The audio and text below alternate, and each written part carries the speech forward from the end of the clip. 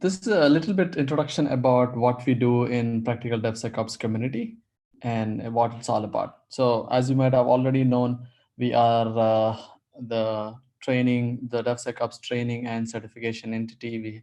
Apart from doing that, we also are involved in a lot of community projects like DevSecOps Studio, DevSecOps University, and bunch of our awesome lists, right?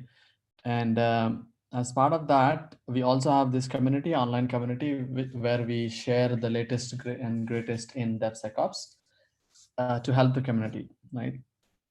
And we basically have these initiatives. All of them are free and open to community members. So DevSecOps Live is our meetup. And again, this is not a webinar. There is no corporate backing on it or anything. This is just a knowledge sharing gathering. So there's no end time here. There's a starting time, which is what you're seeing now, but there's no end time. We stick around as much as possible, and then share best practices with each other. And then we also have a bi-monthly newsletter where we gather the best of resources on DevSecOps and share it with the community. We have about like 3,000 to 3,200 folks who are enrolled in live and the newsletters. And we also do a lot of other open source projects, as I mentioned before, um, in DevSecOps University, DevSecOps Studio, and bunch of the awesome threat modeling, awesome compliance as code, and other initiatives. And then next month, we would be organizing a full day remote DevSecOps conference. We will be announcing details soon. So if you're not following practical DevSecOps, right now is a good time to practice as well. And I do have a pretty interesting giveaway at the end of this presentation. So please stay back till the end of the presentation. Right. So today we have Srinivas with us, who's gonna take us on a journey of how to embed security, specifically DAST, in CI/CD pipeline. And DAST being one of the toughest problems to automate. Srinivas will share with us how he did it in his previous organization and the current organization. What are the best practices to keep in mind while implementing DAST. So Srinivas works as a red team member in a bank, and he's an offensive certified professional, and he's very passionate about security. He usually shares a lot of his knowledge with the community. He authored a book also called Hacking Android, and he worked. He comes from like an offensive security kind of a background. Now he's concentrating a bit on DevSecOps, product security, and whatnot. He has a very deep hands-on experience in container security, DevSecOps, web application, infrastructure security, ARM exploitation, MIPS as well. And he also wrote a free open source tool called FuzzAPI, which is a tool to help you fuzz RESTful APIs. And he has been a speaker at Defcon 26, IoT Village. He has given workshops in conferences like DevSecOn, Null Singapore, Null Hyderabad, and a bunch of other places. So with that, I would hand it over to Srinivas. Srinivas, take it away. Thank you, Imran. Let me share my screen. Okay. Yes, I can see your screen. Okay, all right. Hello, everyone. Good morning, good evening, and whatever it is in your time zone. So the talk today is going to be on DAST in CI/CD pipelines using Selenium and OWASP ZAP. Now the title sticks to, as the title says, we are going to stick with Selenium and OWASP ZAP. But the concepts can be applied to any automation testing tool, any functional testing tool instead of Selenium, along with any security testing tool like IBM AppScan or Burp Suite or whatever that you are using in your organizations. I can't afford to buy a license to show in this talk, so I have stick to Selenium and OWASP ZAP because both of them are freely available. So that's the only reason. But otherwise, you can go with any tool of your choice. So let's get started. Imran has already given a brief introduction about me. I live in Singapore. I have about 8 years of experience in cybersecurity, and I have authored a book titled Hacking Android, published by Packet Publishers. And I'm an OSCP and OSCE as well. So this is going to be the agenda for this talk. We will first. So my idea is to cover both uh, uh, functional testers as well as security testers. If you are coming from background where you don't have any security testing background, I wanted to give a bit of basics about how vulnerability scans work and how what are their most commonly sought after features and stuff like that. And similarly, a lot of security testers may not have functional testing background. So I also would like to cover a bit of basics on how functional testing tools are used and how they work. And followed by, we will see how these two tools can work together to have better DAST in CI/CD pipelines. So that's going to be the agenda for the talk. And I would like to set the expectations right. This is going to be a technical talk, and we are going to see a bunch of demos with bunch of demos showing how CI/CD pipelines can be uh, integrated with tools like Selenium and OWASP ZAP. Right. So let's first get started with introduction to OWASP ZAP. As I mentioned earlier, I'm just sticking to OWASP ZAP throughout this talk. The core reason is that it is free and open source, and it's very easy to use, and it has some great features. So ZAP is an vulnerability scanner for web applications. It is open source, and one of the main features, or one of the most important features that I like about Zapp is it can be run in daemon mode. So basically, you don't have to open the UI to run Zapp. You can just run it in background. And apart from that, you can use its REST API to invoke pretty much everything that it has. For example, you can invoke a passive scan, or you can invoke an active scan. You can obtain the report after the scan is completed, or you can even check the status of the scan. Let's say you have just invoked active scan using OWASP ZAP. Now you can specifically use some API to check the status of the scan, whether it is 30%, 40%, or whatever it is. So that's a brief introduction to ZAP. I'll show a demo in a moment. And if you are from security testing background, don't worry, I'm not going to waste a lot of time on showing how this scanning works and how to scan with ZAP and all that. I'll do it very quickly, probably in 1 minute or 2 minutes. Okay, so if you are from security background, or specifically pen testing background, you might have used automated vulnerability scanners. It could be tools like Burp Suite, IBM App Scan, HP Web Inspect, or any tool for that matter. Now, most of these automated scanners come with two most important features. One is an option to record the login sequence. The other one is to manually explore the web application. The reason is that an active session and maximum crawling are two important elements to have better coverage of your scan, right? So I have developed a vulnerable application to show you how these two features are important for any automated scanner. So let me first show you my vulnerable web application and what kind of vulnerabilities it has. I'm going to just quickly build my Maven Java web application.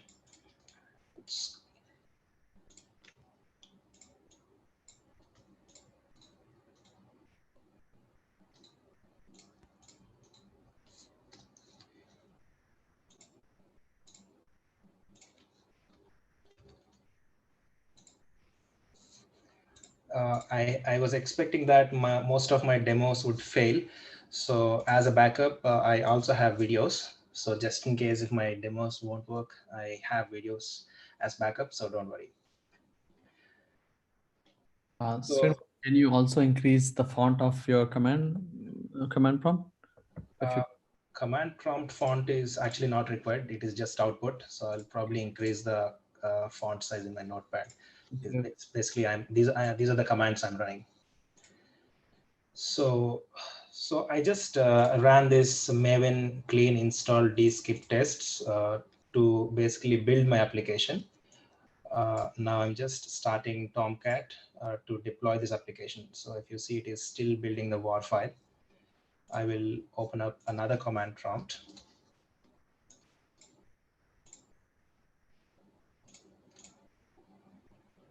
So it'll take a few seconds. Yeah, this is done. You can see the build is success.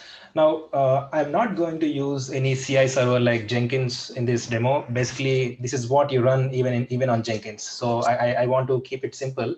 So I'm running all these commands directly on my own laptop instead of running them on some CI server like Jenkins.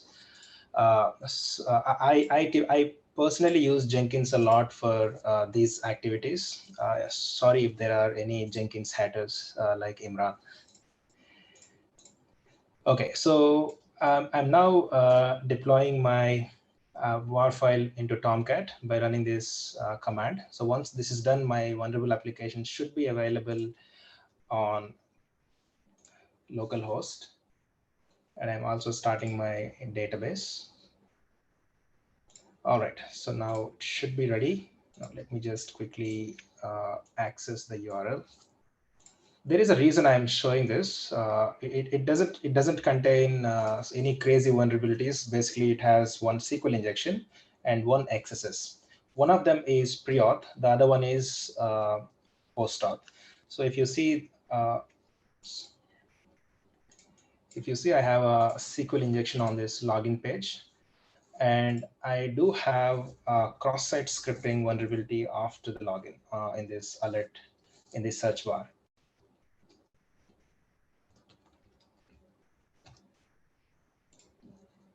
So that's the one. These are the two vulnerabilities that we have in this vulnerable application.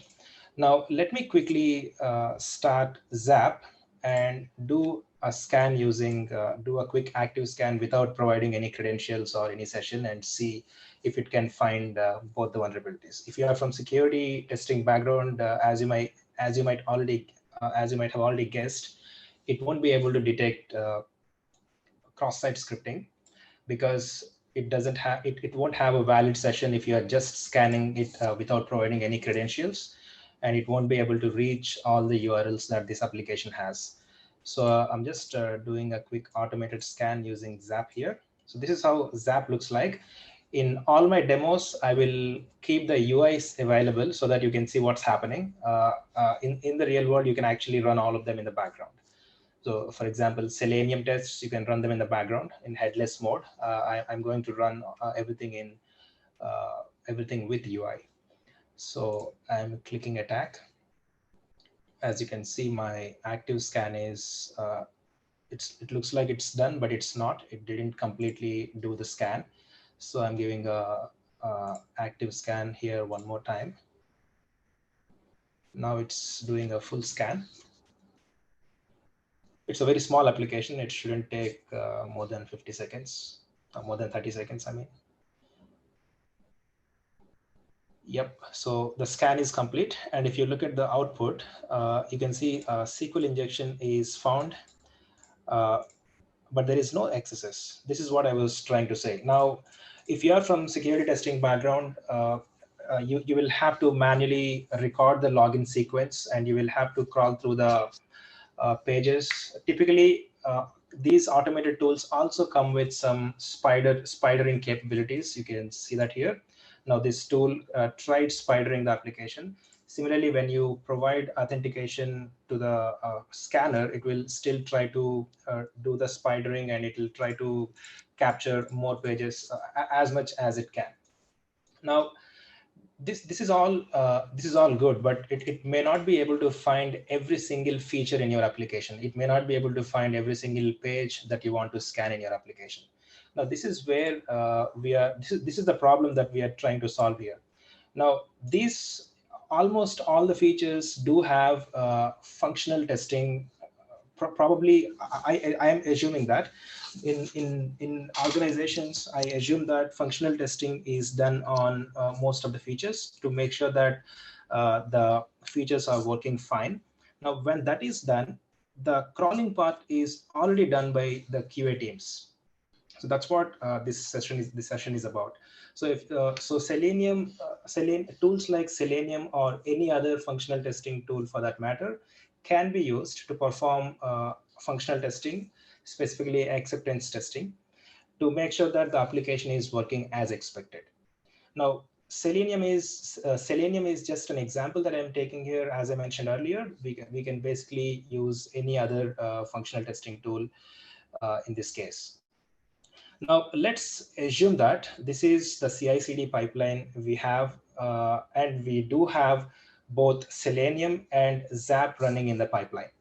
Now, if you're running Selenium tests, it will basically make sure that all the tests are fine, and if any tests are going to fail, the build is going to fail.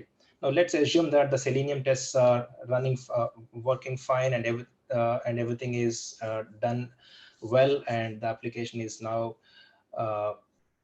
accepted to be working fine. Now the Zapp tests will go on, and it's going to do a security scan. And once that is done, we are going to get the report. Now, this is what I have just shown you manually.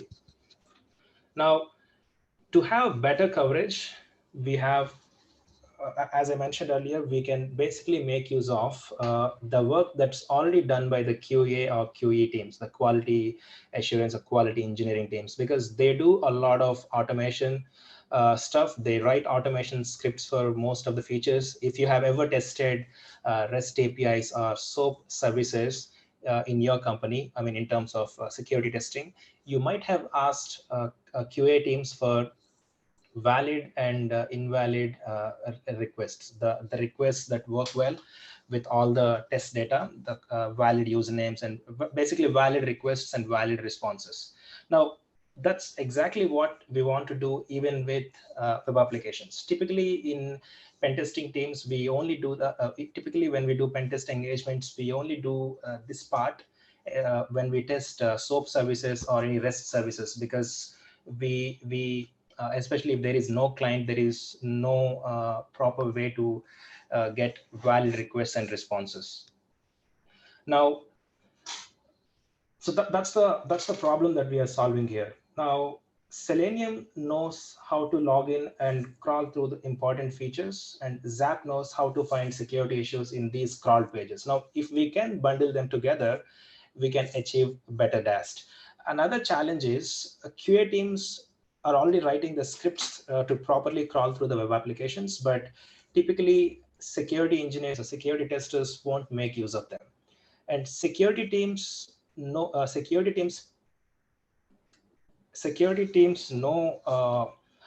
how to find security vulnerabilities, but just that they won't get access to these QA test scripts, especially when they do web application testing. Even if they get access, it may not be practically feasible to run functional testing during a penetration test. Now, that's what we are trying to do here in a CI/CD pipeline. Now, in a CI/CD pipeline, it's highly likely that we run automation tests, which are QA tests. And if we can simply pipe them through a security scanner like Zapp or Burp or App Scanner, whatever the tool that you're using, and then you can write another separate script to invoke Zapp. Zapp will basically make use of the traffic that has come through Selenium. So that's one way we can do it. But there is a challenge here. Your QA tests are writing Selenium scripts, and they're proxying all the Selenium tests through Zapp. And then we are writing another script, probably a Python script or a Bash script or something like that, to invoke OWASP ZAP. So basically, we are writing two different scripts here. So another way to keep it short is to write both functional testing as well as security testing scripts right in Selenium. So if your Selenium has functional testing scripts as well as security testing scripts, the moment you run a functional test, security scans will automatically be triggered, and the results will be given as feedback to the developers immediately without having to wait for a pen test. So that's what we are going to see in this talk. I will show both the demos, how the current application that I have shown you is integrated with these two techniques, where we write a Selenium test. I'm not going to write it right in front of you. I have already written that because it takes a bit of time to do that. So I have written Selenium tests, and I have written Selenium tests without any security tests inside. So we are going to explicitly invoke Zapp uh, using a third-party script, probably a Python script or some shell script. And the second one is I have written another Selenium test, which also includes security test. Now, in both the cases, we will be able to find both pre-authentication issues as well as post-authentication issues. In this case, the SQL injection as well as cross-site scripting. Now, let me quickly give you an overview of how these tests are built. The first thing, we need to launch Zapp. That's common. And then we will have to proxy all the Selenium traffic through Zapp. And after that, we'll have to run the functional tests. When you run the functional tests, obviously the traffic is going through Zapp. And then, please give me a minute. It's okay, Srinivas. We are all in this situation together, so don't worry about it. So when the functional tests are run using Selenium, since they're going through Zapp, Zapp automatically invokes passive scan. And once that is done, we can use another tool to invoke active scan. Now that Zapp contains all the traffic that you want to scan, all the URLs that you want to scan along with the session, you can basically invoke this Zapp using another tool. Zapp specifically supports Java. You can, I mean, the APIs can be invoked using Java. The APIs can be invoked using bash command prompt. Yeah, similarly, you can also use Python scripts. So Zapp supports these three things. So in this case, I'm going to show you how to invoke using curl, which is a bash command. Basically, I'm going to use PowerShell for this. And I have also integrated the Java version. So I'm going to show you two demos for that. And finally, we can get the results. The results can be gotten in three different formats. Specifically, I'm talking specifically for Zapp, JSON, XML, as well as HTML reports. We can get all these three formats. So typically, if you get XML or JSON formats, we can then pipe those reports into a vulnerability management tool for further processing. Right. So that's the first one. Now, this is if you are from Selenium background, we can just simply write the entire Selenium script and add an additional 3 lines of code to basically proxy everything through Zapp. So in this case, my Zapp is running on localhost 8081. So I have specified this in my Selenium script. So all the Selenium tests will be running through Zapp. And once that is done, you can basically write your Selenium tests, and you can also optionally write the security tests here. And this is how we can invoke Zapp API through bash, or using simple commands like curl command. So I'm going to show this as a demo instead of just reading them out. But let me just quickly explain what this command contains. So we have to specify the API endpoint. In this case, my Zapp is running on 8081, and I'm just invoking scan. And if you see, there is a parameter called API key. Specifically, if you are running this in production, it is suggested to have, it is recommended to have API key set up in Zapp. So only you can invoke the scans, not everybody else. And then you will have to specify the target URL that you want to scan. And once this is done, if you see the output, we are getting a scan ID. So using this scan ID, we can basically interact with the current scan. So for example, you want to see the status of the scan, you have to specify this particular scan ID. So that's what my next slide shows. So for example, if you invoke this particular API endpoint using the scan ID, you will get the status. So in this case, you can see the status is 5. That means 5% of scan is complete. And finally, the last API is basically to get the reports. You can see this. You can just simply invoke HTML report, JSON report, or XML report, and you will get these different formats. Now, I'm going to show you the demos of the two different setups that I have explained, this one as well as this one. First, let me just close my Zapp and restart it. So we will have a fresh Zapp instance. And our application is already running. So this part is done. And let me just show you the source code for the first one. So this is a simple Selenium script. I will share this source code later, but you don't have to understand this source code right now. Basically, what it is doing is it is just running a simple acceptance test to make sure that the user is the login feature is properly working. So once this particular test is done, it will the build will be succeeded if the login feature is properly working and if we are able to log into the application. So that's it. That's all it is doing. And in addition to that, as I have shown you on my slide, it is just routing all these tests through this particular proxy, which is Zapp in this case. You can see Zapp is running here on the bottom left corner here, localhost 8081. So that's the port that we are using in this case. So to run the scan in a CI/CD environment, all I have to do is, looks like I just killed my Tomcat instance. So let me quickly start that.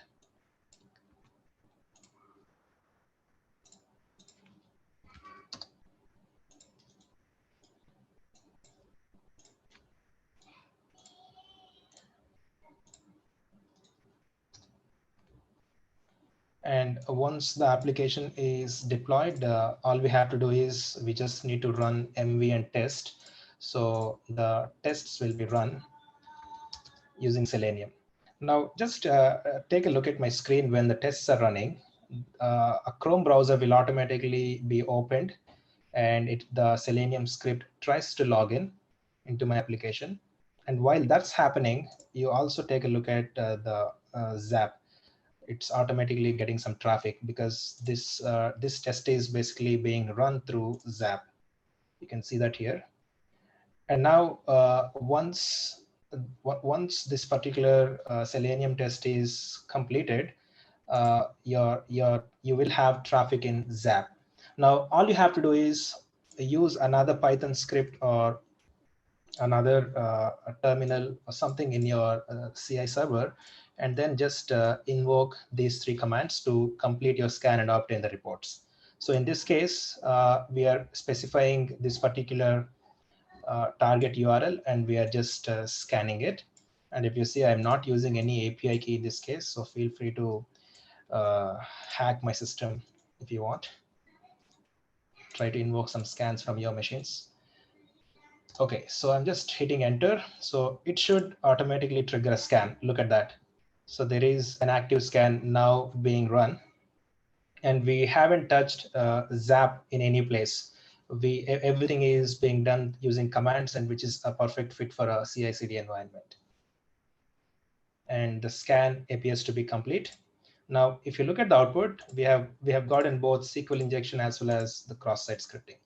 Now, I'm not saying that this talk is going to help you to find every single vulnerability on this planet, but it can help you find the most commonly seen vulnerabilities, or the vulnerabilities that automated scanners can easily find, so that your pen testing teams can focus better on manual testing, as well as the vulnerabilities that are hard to find. For example, you take an application which is using JSON Web Tokens. Probably it's not so easy to find JSON Web Token based authorization vulnerabilities for an automated scanner.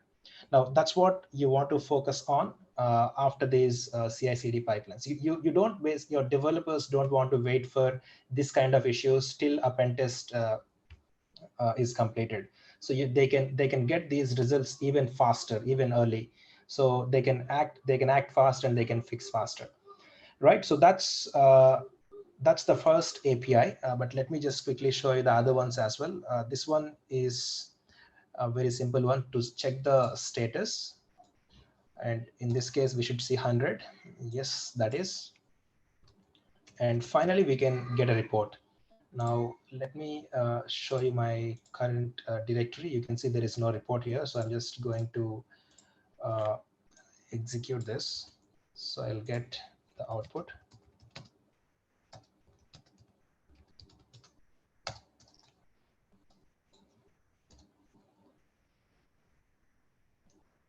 So you can see this. I got a HTML report.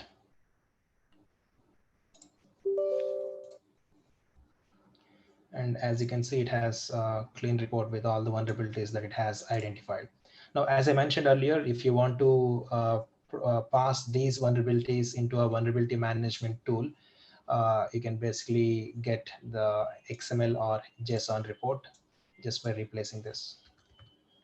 Right, so this is how the first one that I was talking about works. The first setup, which is using Selenium to route all the traffic through Zapp, and then invoke another tool, another script to basically find out vulnerabilities.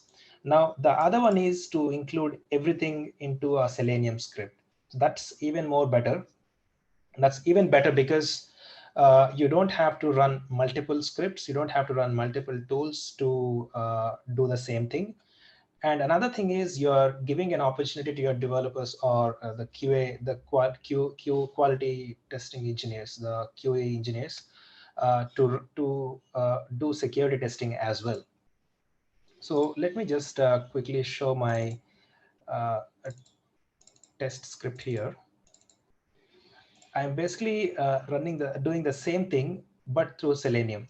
Once again, I have started my, I have set up my Selenium proxy here. So all the Selenium tests will be running through this proxy. And once that is done, it's going to do some basic Selenium tests to make sure that the login feature is properly working.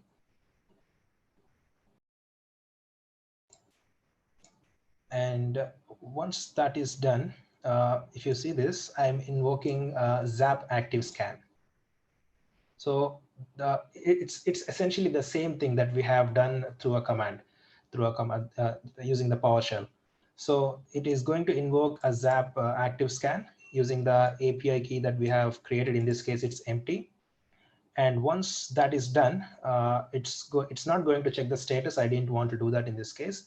And once that is done, it's going to basically give us a HTML report into the current location. So we can just use that later in the pipeline.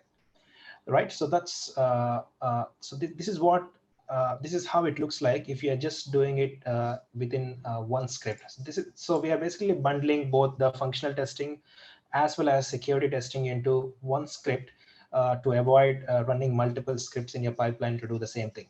Right, so let me just quickly show you this one. I'm stopping my command prompt here. I'm stopping my Tomcat and Zapp as well. And let me just close everything else.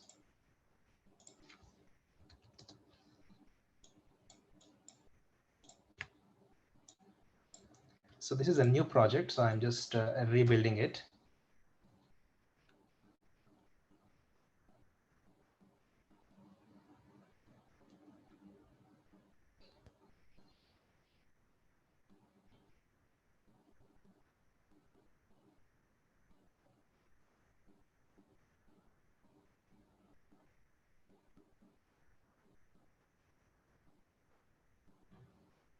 Meanwhile, let me open up another command prompt.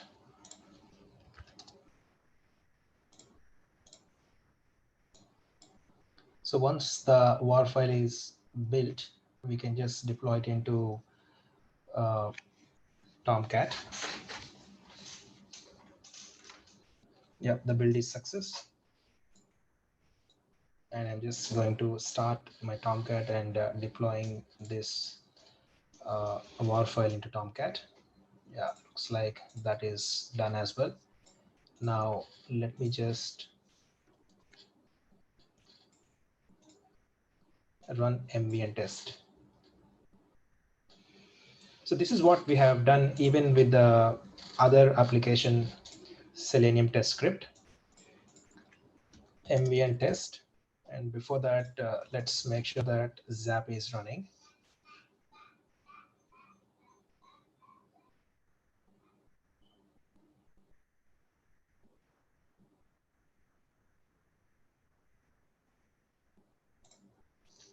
There you go. So Zapp is up and running. Now, finally, we can just simply run MV and test. Now it will start the Selenium tests, and it will also route all the traffic through Zapp. And once that is done, it will automatically invoke an automated scan. And once the scan is done, it will automatically get a report for us. You can see already the traffic is coming in and the tests are going on here. And we should see an active scan being invoked here. Surprisingly, all my demos are working like charm today. Nothing failed so far.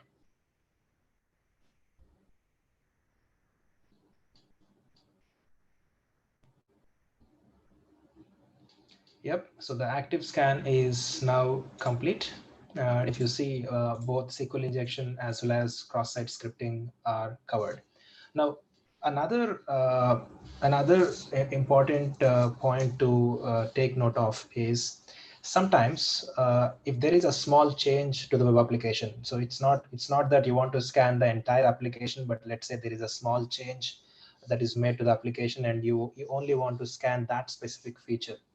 Now that's one of the cases where this particular thing is very helpful. You can just run the automated test that is written using Selenium only for that specific feature and route it to a security scanner and invoke a scan. So you will make sure that the new feature that you have just built is properly covered through a security scanner. Obviously, it will go through a pen test, but the security scan will also be done properly only on that specific feature, right? So that's how you can use Selenium plus Zapp. As I said, I'm going to give out these two, the scripts that I have written, the Selenium test scripts. They can be found even online, but I'll just publish them out. So that's those are the two demos that I had. I think we have pretty much covered everything now. Yeah, so that's all I have. I'll just summarize whatever we have discussed so far. So basically, we can take advantage of functional testing frameworks like Selenium to perform security scans. So that's the key takeaway. The functional testers are already doing a lot of automation, and they're already doing a lot of things that can be used through security scans. Now, if we have any existing Selenium scripts or any other test automation scripts, we can use them for driving security scans. Right now, a lot of people look down on tools like OWASP ZAP because they are free and open source. A lot of people love to use commercial tools. We don't have to look down on these tools. As you have seen, it's pretty decent in terms of covering basic vulnerabilities. So the application that I created is my own, and it managed to find whatever uh, in whatever the vulnerabilities that I introduced, right? I mean, if you are already having some commercial scanners, that's fine. But if you don't have, I think Zapp is a decent tool, especially in terms of the APIs. It has some great APIs, and also the API documentation. It's perfectly great, right? So this so with that, I try to, I definitely encourage people to use Zapp because it's a OWASP project as well. Right. So with that, I conclude and I'll open it to Q&A. Another thing, I have recently started a blog called offensivekubernetes.com. So this is a blog where I am writing about uh, Docker security and Kubernetes security right from scratch. Even if you don't know what Kubernetes is, it should be fine. You should be able to follow through.